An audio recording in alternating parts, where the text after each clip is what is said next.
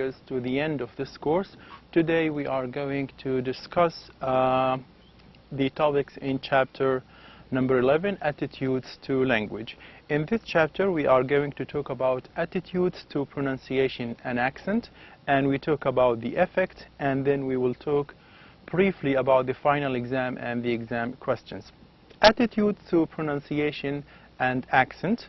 The way in which something is said is often as influential for the message as what is said. So we have two main points. The first one is the way that we talk and the thing that we are talking about.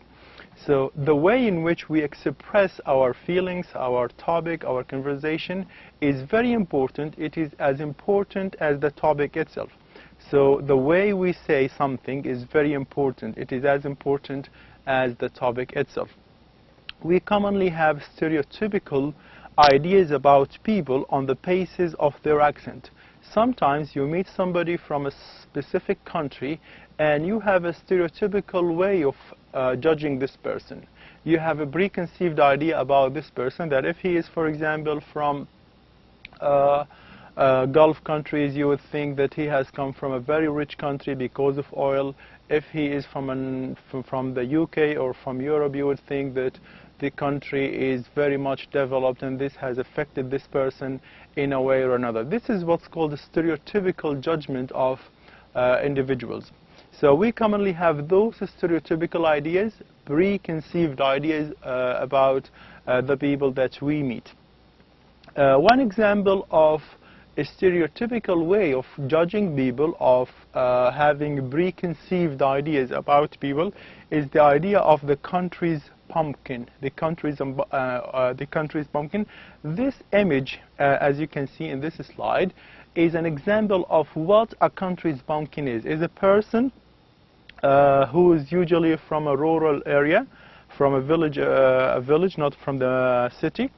He speaks or he behaves in a manner that indicates a lack of education, a lack of sophistication, a lack of intelligence. Countryside accent can be used to denote lack of intelligence with the stereotypical image of the country pumpkin. So sometimes when we meet somebody who's not from the urban area, not from the city life, but from the villages, from the rural areas, we have this idea that he is not educated, that he is not sophisticated, that he lacks education, that he lacks intelligence and sophistication. This is what's called a preconceived judgment. This is what's called a stereotypical judgment of the people that we meet. In the UK or in Europe in general, we have the idea of the country's pumpkin, who is a person who comes from a village, who is less educated, of a stereotypical type. He has this type of clothes, as you can see in this image, and he expresses or he shows lack of intelligence or lack of sophistication. And usually the countryside accent, the way those people pronounce the language or say the language, can be used to denote lack of intelligence with the stereotypical image of the country pumpkin. So here we have an image of a country pumpkin in the United States of America, and we have a web link through which you can access this image online if you want to. The second point is the attitudes to pronunciation and accent, where we have an example from Libby Green in 1997, who points out that in the United States, lack of intelligence is associated with women with southern accent. Women with southern accent. So in the United States, people who live in the southern part of the United States, the way they talk is very special. They speak in a very specific accent that when they start to talk in a conversation, you can easily recognize, you can easily identify that this accent or this person has come from the southern of the United States, from the southern areas of the United States. He is a southerner, he is of a southern accent.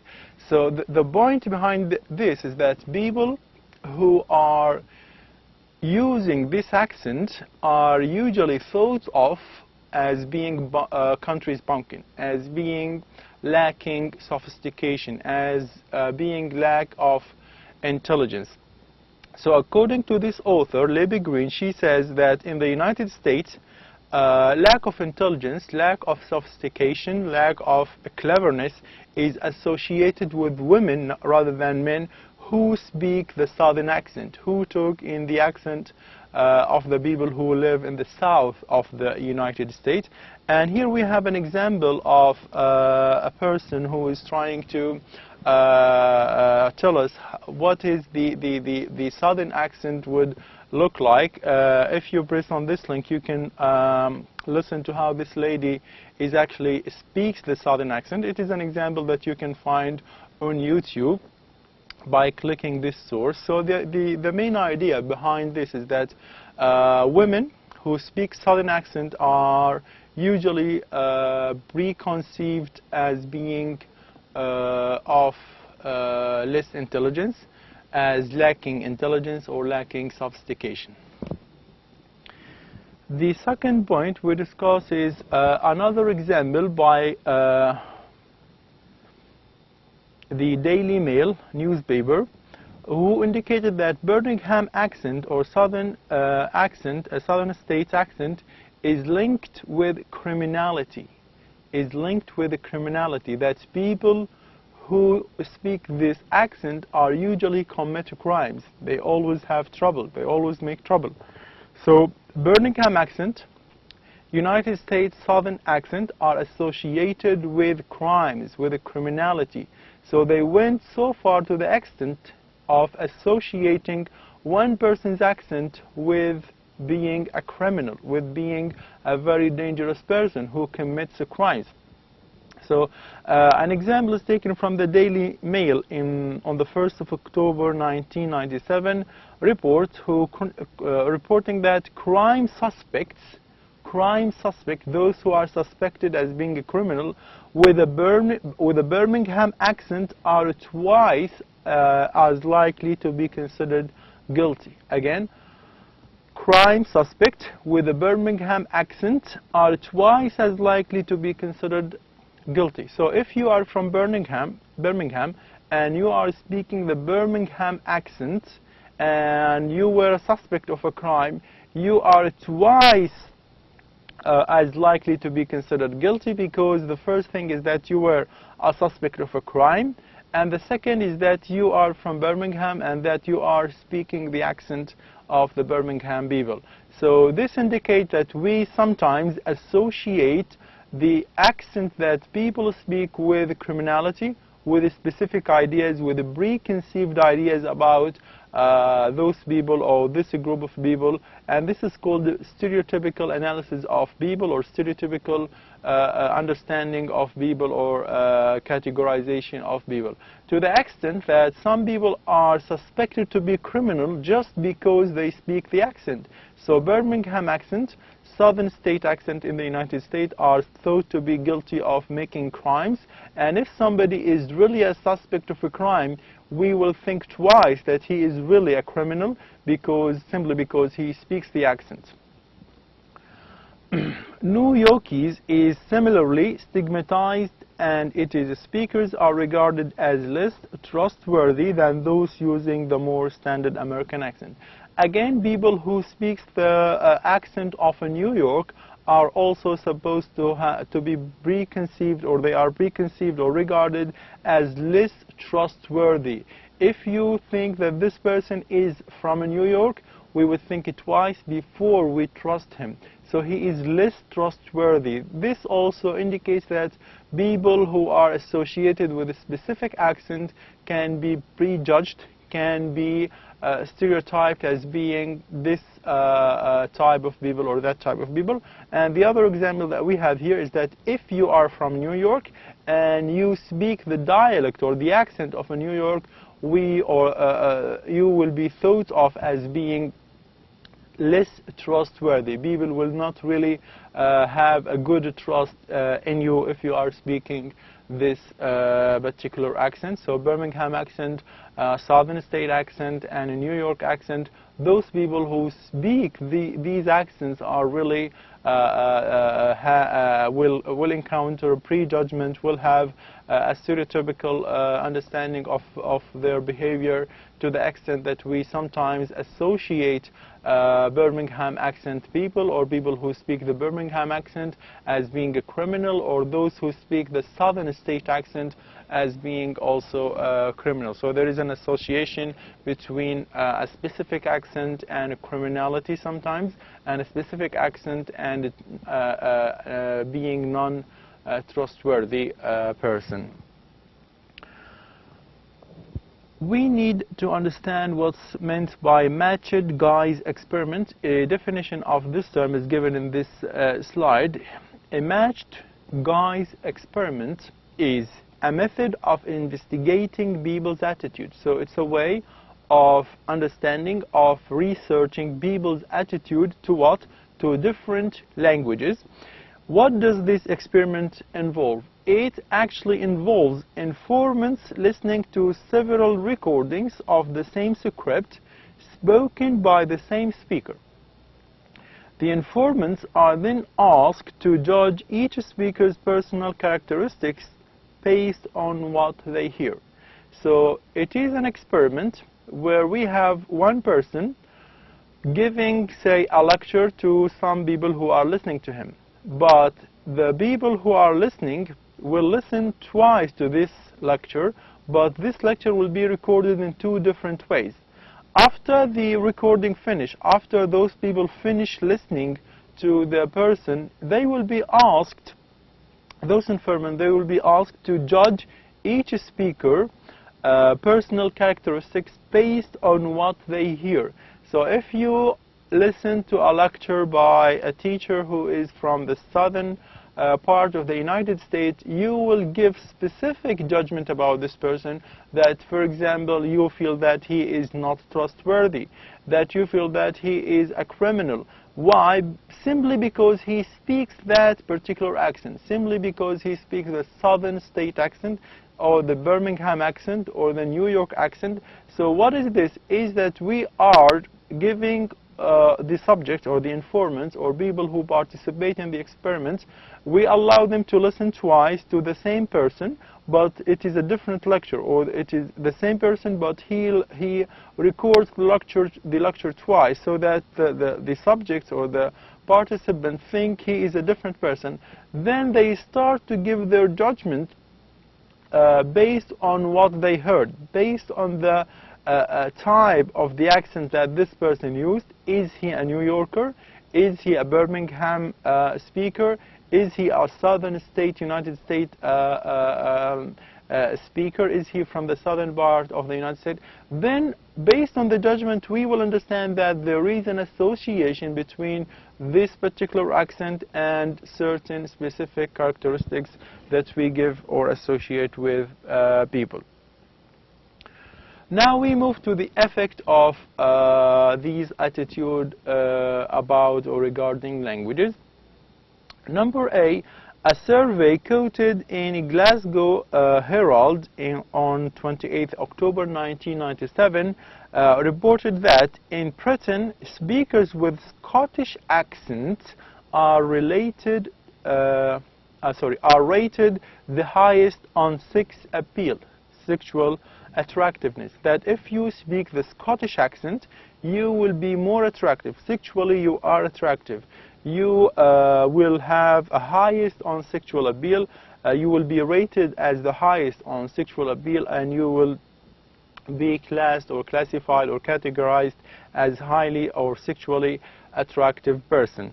So we have now associated the accent, or a specific accent, with sexual appeal or with sexual attractiveness. So this is another example of how attitudes to language can have an influence, what effect they have on people and on the way people think. So one time we said Southern accent would be associated with the criminality, as well as Birmingham accent will be associated with the criminality.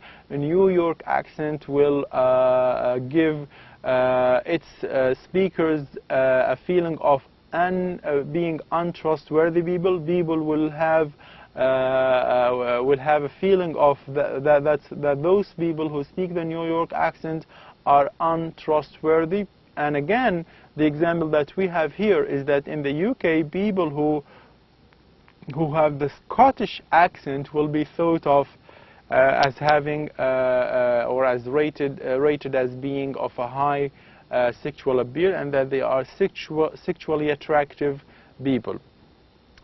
In the second example, in the United States, negative and criminal stereotypes are associated with the Spanish accent speakers.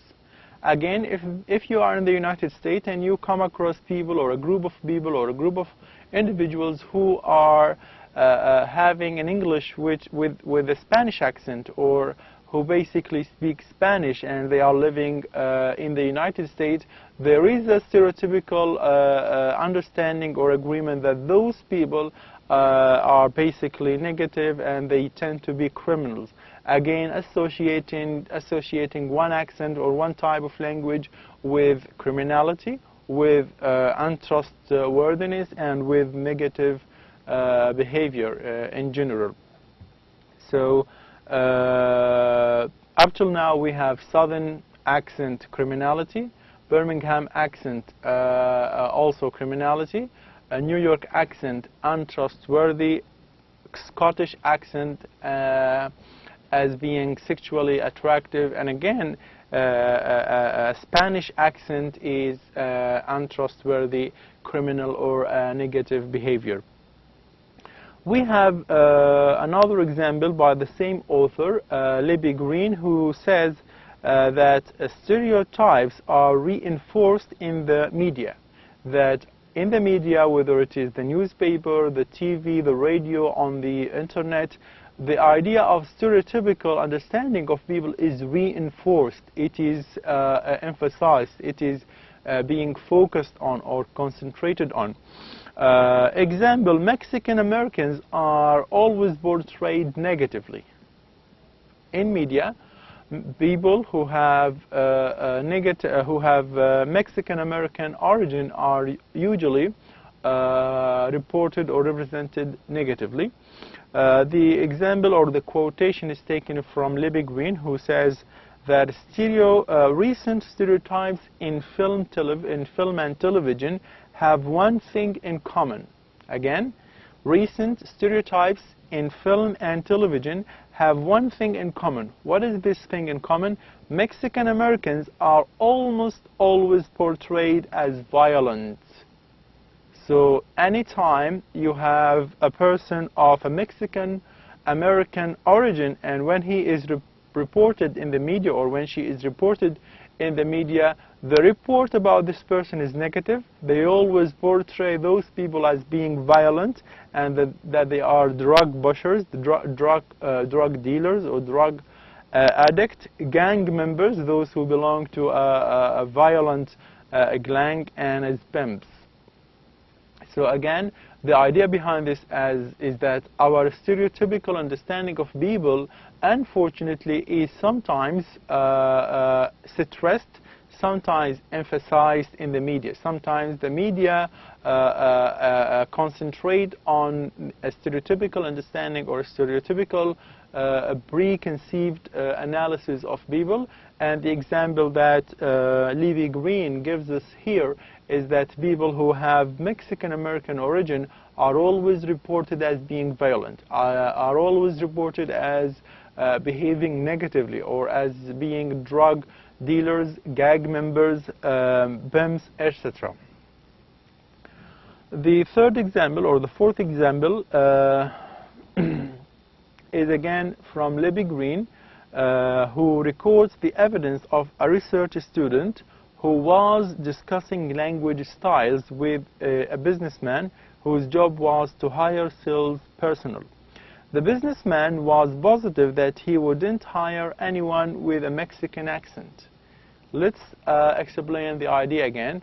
So Libby Green gives us an example of a research student, or who was discussing language style with a businessman.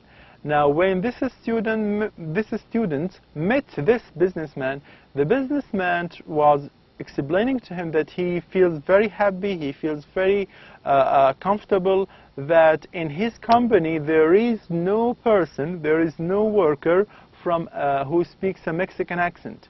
Why do you think he feels happy that there is nobody in the company who has a Mexican accent? Because if you think of the previous idea that people with a Mexican accent are associated with criminality.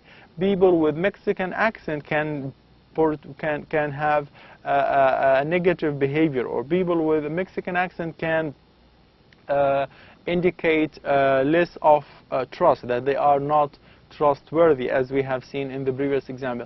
So this businessman is very happy, is very comfortable, is very proud that his company has not hired, has not given a job to any person with a Mexican accent, because Mexican accent speakers are associated with negative behavior, are associated with criminality, are associated with being untrustworthy people, or are associated with less intelligence, as we have seen in the example of the southern accent speakers in the United States.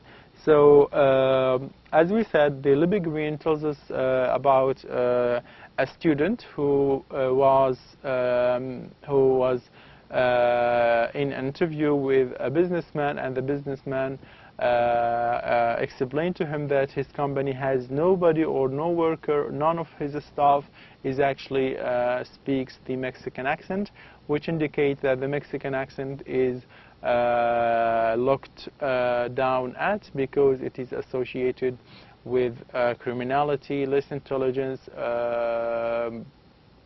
violence, not positive behavior or negative behavior, etc. A further example is about the speakers of New York, or New Yorkies.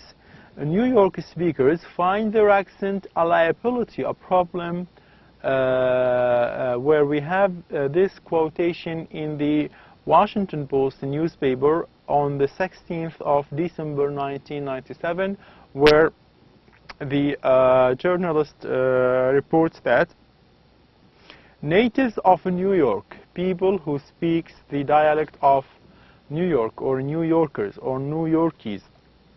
So natives of New York can get rich faster. How? If they sound like they are from someplace else. Again, so native of New York can get rich faster. They become rich very quickly. Why? If they pretend, if they sound, if they look like they are from some place else, but not from New York. So if they claim that we are not New Yorkers, we are not from New York, but we are from another place, from another place, from somewhere else, so they will become rich faster. Why is that? Because if their manager, or if the businessman who hired them knows that they are from New York, they will be looked down at, because the stereotypical understanding of people from New York is that they are less trustworthy, or that they are negative, or that they are violent, etc. So they become rich faster if they are looking, or if they pretend, if they claim that they are not New Yorkers, but they are from another place other than New York. The final, or the one before the final example is in the UK, reports in the press indicate that the way people speak affect their job prospects. So the way that you speak, the way you say your words, the way you express yourself in conversation will affect your job prospects. Let's have the example from the Daily Telegraph on the 12th of March in 1994, where the story of an employee of a Birmingham company who was fired for having a Birmingham accent. So you lose your job simply because you have a Birmingham accent. It is to this extent that sometimes, because your manager or your the person or the company who hires you, if they know that you are from a Birmingham accent, or if you speak this accent, it is quite possible that you lose your job. Another example is a survey by the Institute of Personnel and Development, which confirms that employers tend to look down their noses at those who speak in the accent of Liverpool, Glasgow, and Birmingham. So again, you will be looked down at. You will be looked at down as being inferior if you speak this language, if you speak this accent of Liverpool, the accent of Glasgow, or of Birmingham. And why? Because simply those accents are associated with, say, negative behavior, less trustworthiness, and violence, etc. Effects on language attitudes on education. Gillies and Copeland in 1991, page 45, shows that teachers' perception of pupils' language can influence pupils' academic assessment. Again, so in the school, on an educational level, the teacher can judge his student or his pupils according to their accent, according to the country or the place or the city they come from, and therefore the accent of that city. So we have this quotation by Copeland, 1991, page 45.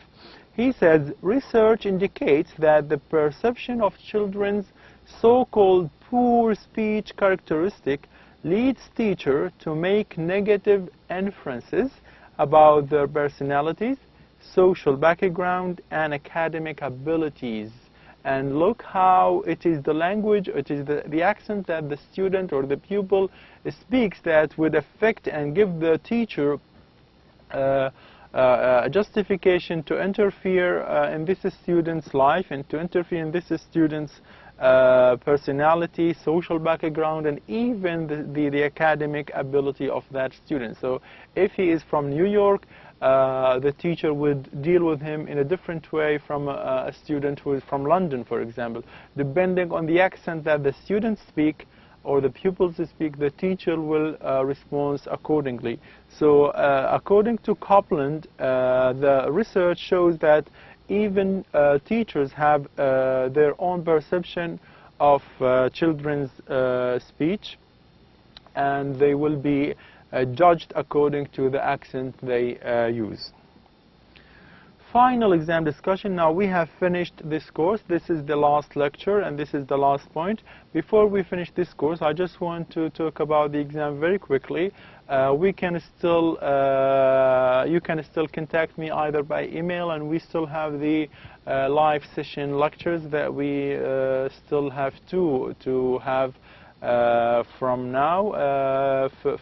For the final exam, very briefly, is that there will be 70 questions, and all of them is a multiple choice question, 1 mark for each questions. As I said, they are multiple choice questions, 4 choices, A, B, C, D, where you are asked to choose the right answer.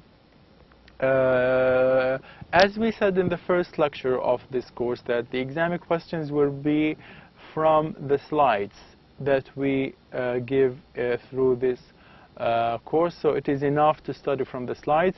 If you prefer to study from the book, it is also possible. It is even perfect. We are using the book as a reference. So if you study from the slides or if you study from the book itself, it is the same. You can depend on the slide, and that's enough. That will be enough for the all questions. And if you decide to study from the book, it is also possible. It is almost identical. It is the same because all those lectures are a summary of what we have in the book. So simply speaking, you can depend on those lectures alone. They are enough for the final exam. Number 4, the exam questions cover all the lectures. So we cannot say that this lecture will have 5 questions and the other lecture will have 10 questions. The exam questions are taken from all the 14 lectures. So in the exam you will have those exam questions are taken from all the lectures. it does not really concentrate on one specific lecture. It tries to cover all the lectures, while you will have questions related to all the topics that we have discussed through those 14 lectures. Here we have a sample of some of the exam questions. For example, let's read this one. In the United States, negative and are associated with the Spanish accent speaker. So in the United States, negative and criminal stereotypes, critical stiff types, curly stripe, crispy meal file. So you need to choose the word or the term or the phrase that that can be suitable for filling the missing phrase on the above sentence. So the right answer is also marked in red, so that if you want to go back to your book or to your slide, you'll find that this is the correct or the right answer for this question. So in the United States, negative and criminal stereotypes are associated with the Spanish accent speaker. Number 2, Mexican stereotypes in film and television have one thing in common. Mexican Americans are almost always portrayed as calm, violent, nice, or quiet. So we know that people who speak a Spanish accent or Mexican American accent are usually associated with violence. So they are drug pushers, gang members, and pimps. Third question, matched guise experiment is a method of investigating people's attitude, latitude, attires, tattoos to different languages. We know that the answer to this question is number C, the word attitude, because matched guise experiment is an investigation of people's attitude. What I want you to understand is that the questions will cover everything. You need to concentrate on those ideas that can be exam questions. Specifically definition of certain terms which are very much suitable for a multiple choice question, where sometimes we have the term itself not found, and sometimes a word in the explanation or in the definition that is not found. So you need to understand and try to have a good understanding of any definition that we have covered. Another example, speakers tend to use their linguistic identity for different reasons: to diagnose their membership of a particular social group, to distance themselves, etc., to move closer to another. Or which one is the right answer? It is all those possibilities are the answers, because this is actually all of the above choice, where all those possibilities are suitable as an answer for this question.